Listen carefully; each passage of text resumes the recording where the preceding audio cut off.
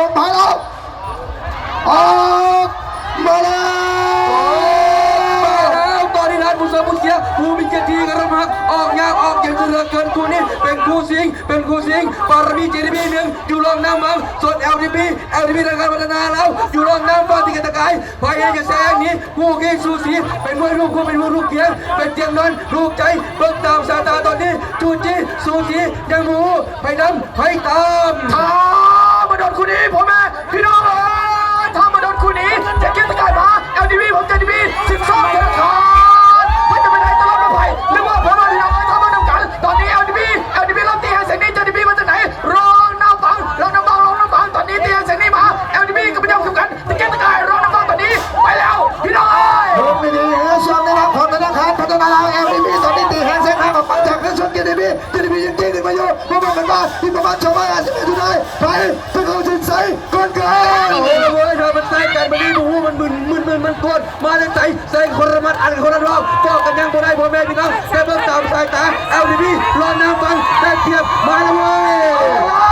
ยชุกได้ด้วยความเป็นแต่ได้ทุกคนชุกได้ด้วยมันควรเป็นตะกี้กับนอนแต่ว่าชุกที่วันนี้เชื่อผู้ชมคนนี้คู่จริงสนานเอลดีบีไปแล้วพี่น้อยเจดีบีเจแซงเจดีบีเจแซงเจดีบีเจแซงเจดีบีเจแซงเจดีบีเจแซงแล้วเอลดีบีปล่อยเพื่อไหนเขาเส้นใส่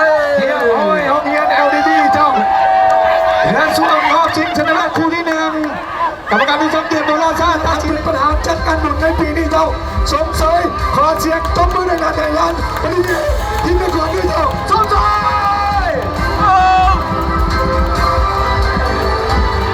ออกมาแล้ว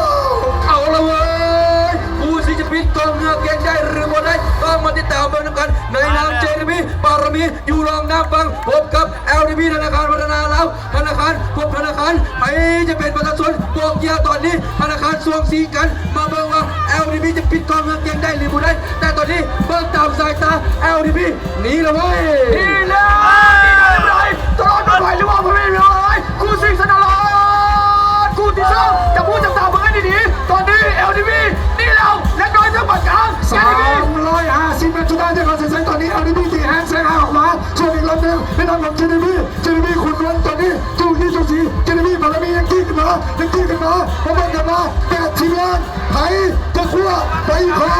ไปจะขั้วไปกันยังบูตอนนี้ระยะทางยัง200 เมตรจะถึงเส้นชัยส่วนวันเจดีบีราคมปัญญาก็ยังชนะแต่ว่าเอลดีบีชนะมาแล้วรอบนี้ต้องมาติดตามเบิ่งว่าจะเป็นเอลดีบีหรือเจดีบี100 เมตรสุดท้ายตอนนี้เอลดีบีนี่แล้วเจดีบีเราต่อที่นักละมาแล้วก็บอยไป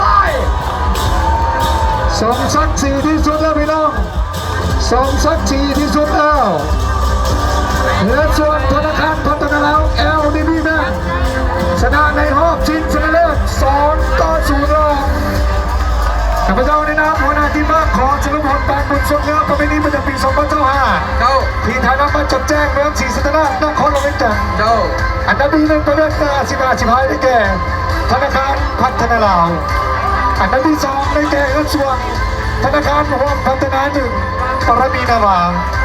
อันดับที่3ได้แก่ทีมเอื้อส่วนธนาคารรวมพัฒนา2ขุนนวลบ้านน้ำหนองใต้เมืองไซสถานนครหลวงเวียงจันทร์